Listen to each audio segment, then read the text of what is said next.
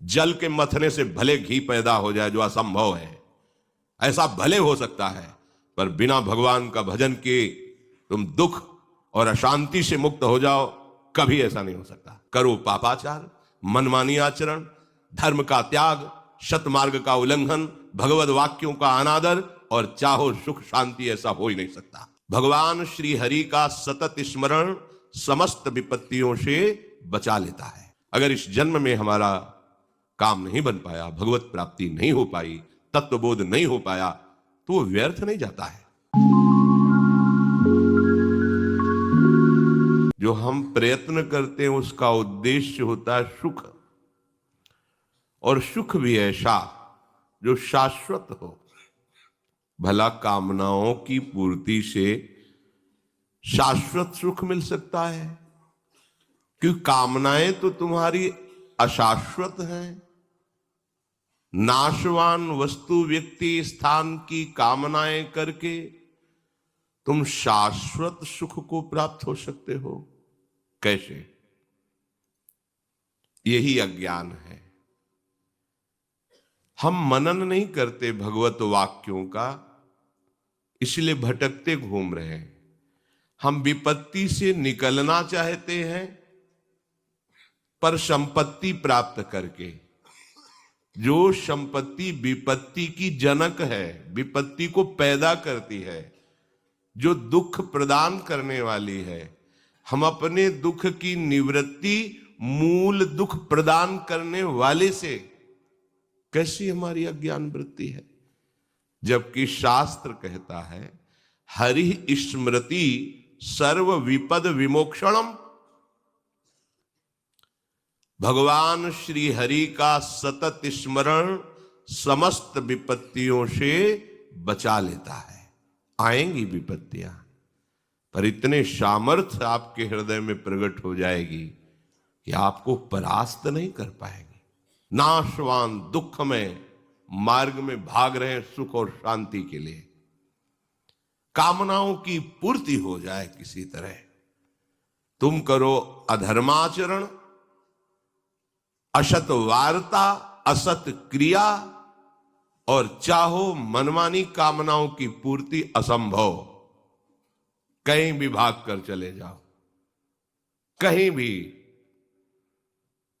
ये बात अंदर से समझ लीजिए। अगर कामनाओं की पूर्ति, सुख शांति चाहिए, तो श्री हरि के चरण कमल का चिंतन, उनके चरणों का ध्यान और आश्रय लेकर निरंतर उनका स्मरण, प्रणत कामदम। जो इन चरणों का आश्रय ले लिए, उनकी सारी कामनाएं पूर्ण हो गई। अर्थात उनको ऐसा सुख मिला कि कोई कामना ही नहीं रह गई। खूब नाम जप करो, धर्म से चलो, दूसरों को सुख देने की भावना करो, तुम्हें दुख का मुंह नहीं देखना पड़ेगा। भगवत स्मरण नहीं करोगे, पापाचरण करोगे, नाना प्रकार की कुमार्गगामी प्रवृत्तियों का आचरण करोगे, ब्रह्मा भी नहीं बचा पाएंगे तुम्हें।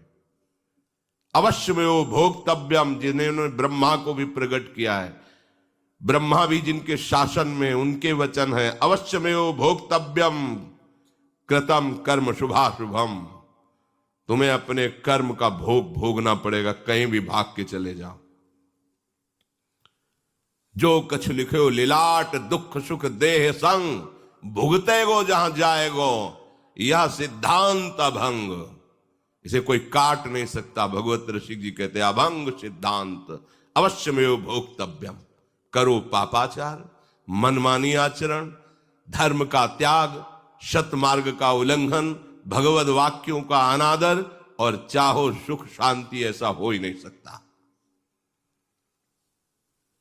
भले बालू पेरने से तेल निकल आवे, जल के मथने से भले घी पैदा हो जाए, जो असंभव है। ऐसा भले हो सकता है, पर बिना भगवान का भजन किए तुम दुख और अशांति से मुक्त हो जाओ, कभी ऐसा नहीं हो सकता। भगवत चरणारविंद का आश्रय लेकर थोड़ा सा भी किया हुआ भजन कभी व्यर्थ नहीं जाता। अगर इस जन्म में हमारा काम नहीं बन पाया, भगवत प्राप्ति नहीं हो पाई, तत्वबोध नहीं हो पाया, तो वो व्यर्थ नहीं जाता है। श्री भगवान कहते हैं अगर उसकी कोई वासना फंस गई और मेरी प्राप्ति नहीं हुई तो मैं उसे उत्तम लोगों को, जहां प्राकृतिक सुख की भरमार है, दिव्यता है सुखों में, वहां भोगने के बाद श्रीमान कुलों में जन्म देता हूं।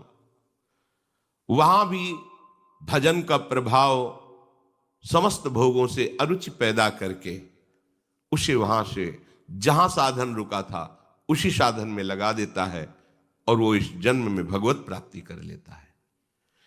यदि किसी वासना का उसने आदर नहीं किया और भगवत प्राप्ति नहीं हो पाई तो अगला जन्म भगवान के भक्तों के घर में होता है, तपस्वियों के, ज्ञानियों के, जहां जन्म से ही भागवतिक संस्कार, उसे स्वर्ग नहीं जाना पड़ता, उसे वो विशेष सामग्री नहीं मिलती जो भजन में बाधा पहुंचा दे।